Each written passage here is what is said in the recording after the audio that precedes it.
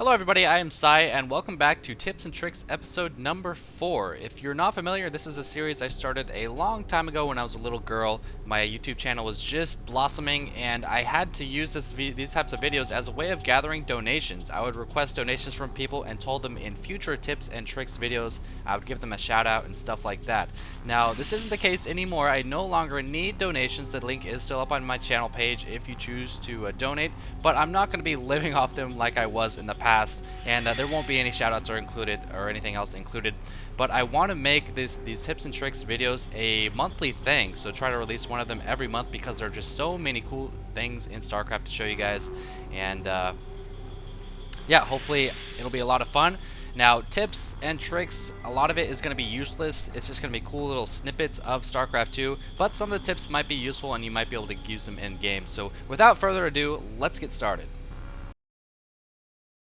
Infested Terran spamming is a trick that a lot of high-level Zerg players use, especially ones that are heavy Infestor users. I know TLO and Destiny are two that come to mind. And basically what they do is spam tons of Infested Terrans in a mineral line or somewhere else in an instant. And you might wonder, how did they click that fast? Well, they don't really click that fast. It's all about rally points. And the way you do this is you gather a group of Infestors, preferably burrowed, and all you're going to do is hold shift, right-click a location to get them to move there, then press T, and left click a whole bunch, and I'll show you guys this right now with just a couple infestors. So I'm holding shift, right click a location, then press T, and then just click everywhere you want the infested Terrans to be. And what that'll do is they're queued up to spam all these instant cast infested Terrans, but they have to move there before they do that, and that causes them to all pop out instantly.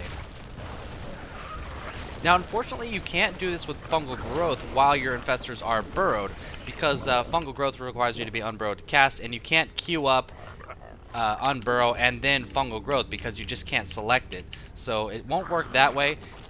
So it's really only going to be a infested Terran type trick. Now let me show you on a little bit more grand scale here. I've got 8 infestors, and I've got a nice little wall of tank, marine, medevac right here, and you'd think like 8 infestors with full energy against this probably not going to do a whole lot, but we'll see if I can get it started, or if I can do a lot of damage here.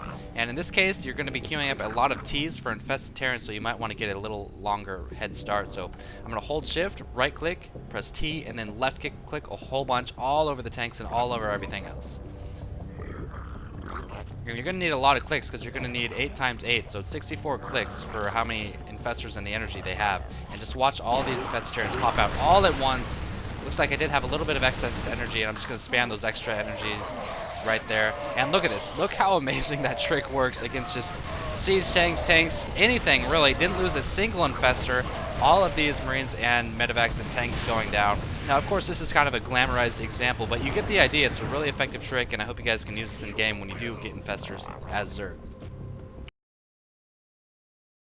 The magic box technique with mutas is a pretty widely known StarCraft 2 tactic. I'm going to go over how to do it briefly, but more importantly, I want to focus on it working against Archons as well. So basically the magic box means you're trying to prevent splash damage from units like Thors and Archons. And normally if you run your mutas around, they're going to clump up a bit. You can see they're stacking on top of each other. But if you select a location for your mutas and just let them chill, they will spread out like this. And if you select a location past a force, notice their formation. It stays. And as long as you just press stop or hold position over the enemy, they're only going to get hit by 1 rocket at a time. No splash damage is occurring right now, and it allows a Muta Force to be a lot more effective than it should be against Thors or any other units with splash damage. Now be careful, do not right-click a Thor at all while you're doing this, otherwise they will tend to group up a little bit and suffer that splash damage. So not only does it work on Thors though, it also works on Archons. Now the Archons have a slightly bigger splash, so they might catch 2 mutas every once in a while, but it's just as effective, and they do bonus damage to biological. Archons are just crazy units in general, but there's the magic box, and now you can see a couple of them might be getting hit by 2 of them, but it's still extremely effective, and it's actually underused. See, I did clump up a little bit there because I didn't control my mutas and tell them to run past the Archons again. It's still underused against Protoss forces. A lot of muta harassers will actually run away when they see an Archon when they don't necessarily need to. So just keep in mind what the magic box is and that it does work against Archons as well. Much like queuing Infested Terrans with Infestors, other casters can also queue their instant cast spells here. You can see Feedback for the High Templars is an instant cast spell, and there is no cooldown whatsoever, not even a tiny one. So all I'm going to do against these Ravens is hold Shift, and then I'm going to press F and left click every single Raven while still holding Shift. So here's holding Shift, F, and then click, click, click, click, click. Might miss one just because they're bunched up a little bit, but you get the idea. Now I'm letting go of the mouse. Every single Raven just vaporizing under that feedback. Templar OP. Now I'm just going to kill them all. Oh, I don't have Storm. Damn it. Anyway, it does work with Ghosts as well. You can snipe queued, and I'm going to show that to you on these Overlords. And in this situation, I'm just going to move them and then do it, much like the Infested Terrans. 1, 2, 3, 4, 5. And a good trick to know with snipe is how many shots it takes to kill each unit that you're sniping. You see every single Overlord going down. Looks like I forgot to snipe that middle one, but similar trick. Now the Queens are a little bit different, but it kind of works the same way. And what I mean by that is they actually have a short internal cooldown for transfuse. Now notice the little cross here, and that it has a short cooldown here, and you might think that would interrupt the transfusion queuing, but it actually doesn't. You can still transfuse the same way as you can Infested Terran spam or feedback spam and stuff like that. So these Ultras are taking some damage here, and I'm going to queue up some transfuse on these two. I'm going to use 2 of them on each. So there's 1. Oh, don't die. There we go. 2, 3. But you can see I queued it up just the same as I would anything else. It's just going to be a bit more delayed as far as the casting rate goes. So queuing up some more transfuses there, so it works all the same. So remember, you can queue up all of your spells that are instant cast. So good times. This is more of a tip than anything else. A lot of people don't realize that you can reveal Cloak of any sorts, whether there's Burrow, Cloaking activated, or Dark Templar Cloaking, with Fungal Growth. And I'm going to show you that here. You can see these observers just kind of hanging out above these rocks, and it only takes 2 Fungal Growths to kill an observer. So if you see one in the air, above a group of infestors, it might be worth it just to smack down 2 Fungal Growths, because a lot of times you don't have the mutas or hydras you need to destroy the observers. So there you can see Cloak can be revealed by Fungal Growth. And I also want to show you that you cannot burrow or unburrow in or out of Fungal Growth. So there's a Roach right here, and there's a couple burrowed units down here too as well. I'm going to Fungal Growth all of them. You can see this Queen, she cannot unburrow. She just can't unburrow while she's fungal. And you can see neither can this Ultralisk, even if you try. Well, actually the Ultralisk can, I'm sorry. The Ultralisk can because he has Frenzy, which makes him immune to any snares or stuns. But other units other than the Ultralisk cannot burrow or unburrow. So kind of cool trick right there. Makes Infestors even better against any kind of burrowed Roach play or something like that. One of the most silly tricks in StarCraft 2 is utilizing a Easter egg mechanic as a means to win a game. Now what I mean by that is the dance method. Now you can see a Hydra will dance if you select it and type /dance. Well, I bet you never thought you could use that against your opponent, and the way it works is like this. Now you can see a Hydra will attack this Infestor. They are not allies. I'm going to Neural Parasite the Hydra, and as the Neural Parasite is about to run out, I'm going to cause that Hydra to dance, and that's going to delay his attack a little bit. So I'm going to keep an eye on this bar right here and dance. And now look, this Hydra's not attacking. He can't move or anything. He's not attacking because he was busy dancing. So let me show you that one more time. The Hydra does auto attack. You can see that there. And I'm going to dance one more time once this neural runs out. And it's a fun little trick to try to delay your opponent from attacking. There's the dance. Hydra can't attack, can't move, can't do anything, and this Infestor is just laughing his ass off. So down goes that Infestor now that the Hydra's done dancing. And that's a lot of fun. So I know I can control these units, but when you Neural Parasite your opponent's units, you can dance them, even without these map editor tricks. Now I want to show you doing it to multiple units. I'm pretty sure this will work. I actually haven't tested. Shame on me. So now I'm going to Neural Parasite both these units at once. These are both dancing units. It only works with a select number of units, you know, Zealots, Thors, stuff like that. And now as it's about to run out, I'm going to dance them both, and they won't be chasing down these Infestors. There's the dance, and it does work on multiple units. Now they're going to chase them down and chop them up. And finally, I want to show it to you with the Thor. Thor will get one shot off. You can Neural Parasite him. These poor Infestors up here going down. And dance the Thor as well. Thor is a dancing unit, believe it or not. Let's dance him. He's not doing any attacking whatsoever. freeze you up to get your roaches in there and take them out, or zerglings or whatever. So a pretty fun trick. Hope you guys enjoyed that one, because I know I did. The Ultralisk cleaving bug, or I should say phenomenon, is to some considered a bug, to some considered part of the game, but Ultralisks actually miss most of their attacks if they're using it against running units. Now watch this Marauder. He is getting hit now, but once you stim, the Ultralisk will not be hitting the Marauder with his attacks. You can see he missed right there. Almost a miss right there. Miss right there. But this works against any fast unit, really. Zerglings, Marines, Reapers, even Roaches, probably Hydras on creep.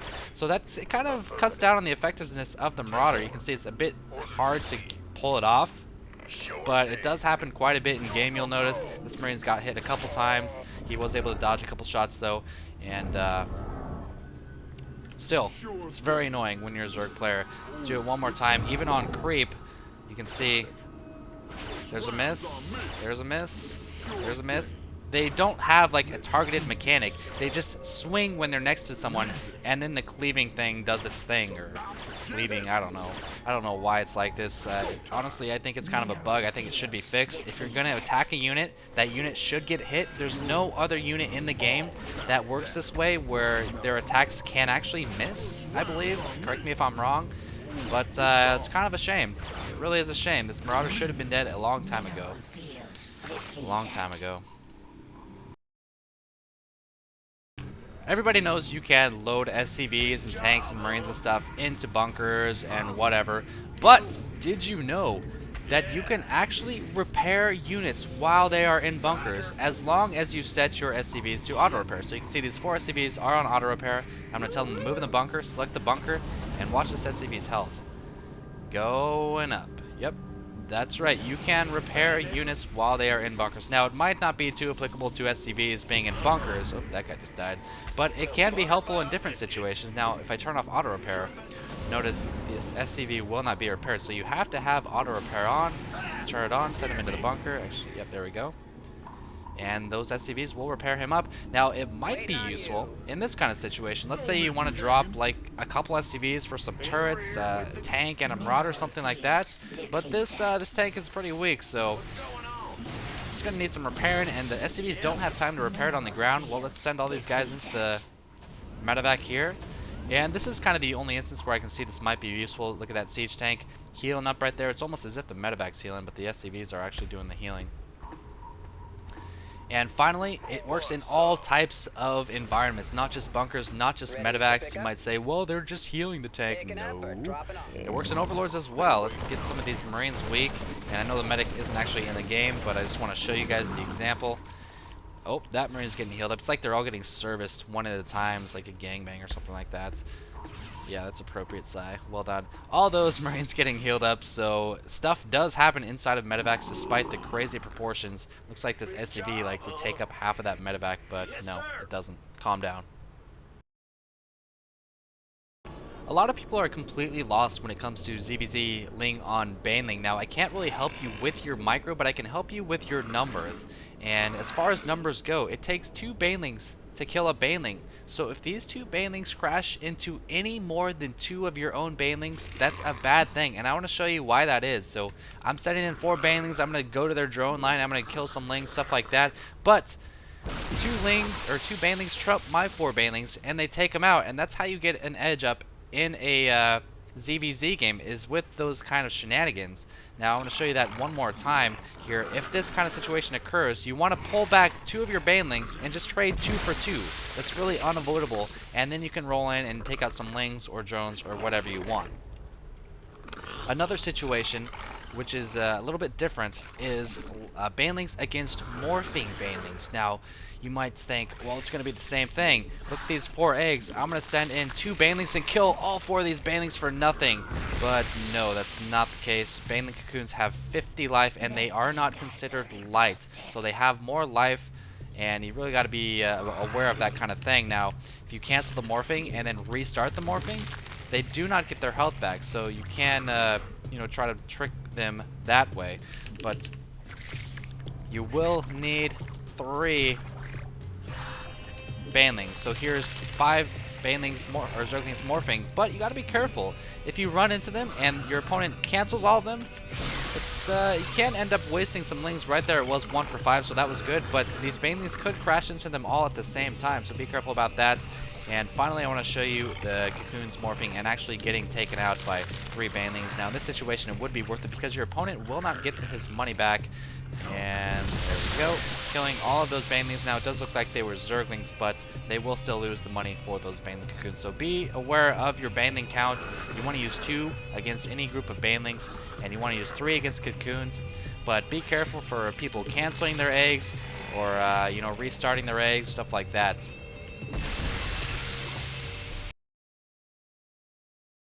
In this little tip, I'll be showing you guys what kiting looks like with Broodlords. It's possible to kite with pretty much any air unit, but it just looks a little different with Broodlords, and I'm going to show you a very simple example here. So I'm just going to tell a couple Marines to auto-attack this Broodlord. They have to be able to see the Broodlord first. There we go. And now I'm going to just do some kiting here. Now you just have to attack briefly and then run away. It's going to look like your Broodlord isn't going to fire because of the Broodling, but look, it's just a split second. I'm not waiting for that Broodling to fire. Just a split second, turning around, running. Turning around, running. It's very easy to kite with Broodlords. Look at that, he barely even turned at all. You just have to do it right, and of course I can stim these Marines and it'll be a little bit uglier for the Broodlords, but for the sake of just showing you guys this, I'm not going to be doing that. Now just watch how fast this does. Just very quick turn, very quick turn, very quick turn. It's so easy to kite with Broodlords, and you know, when you get the chance, you should always do it. See, look at that, it's like, ugh. Now let's try it with like a lot more Marines. Broodlord's pretty good, man. Broodlord's pretty good. They're pretty slow, but you know, still pretty good. And he is finally going to go down. Of course, with Stim, he would have died a lot faster, but very fun kiting with Broodlords just because, you know, it's like you just twitch. You just twitch and a Broodlord or Broodling just goes crazy. A lot of fun to watch. Hope you guys learned a little bit about that.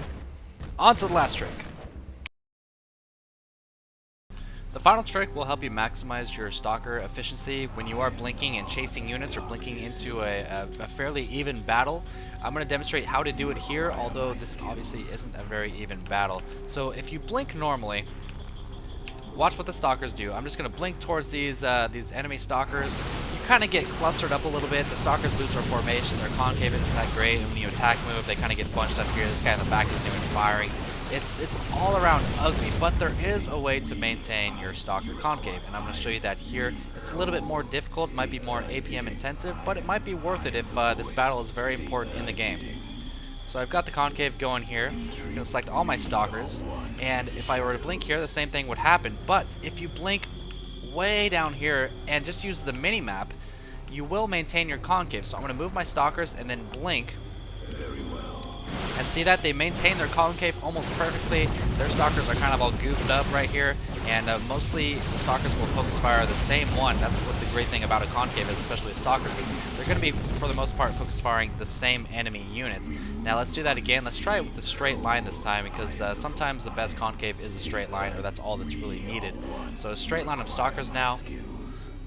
I'm going to be blinking past these stalkers on the minimap, and hopefully I still have room to do it, so I'm going to move them and then blink, and see they did get bunched up a little bit there, but for the most part they maintain their concave, and that was just because I ran out of room on the map here. But you get the idea. If you blink past an enemy force by blinking really far on the minimap, you can maintain your concave pretty well, and as a result, what was it, like 8 on 6 or 7 on 6 or something like that, the stalkers were able to take the victory. So I hope you guys enjoyed these tips. It was a bit long. I might have to cut down the video length in the future. There were 10 tips, as you can see on the minimap. I just put them together with the map editor.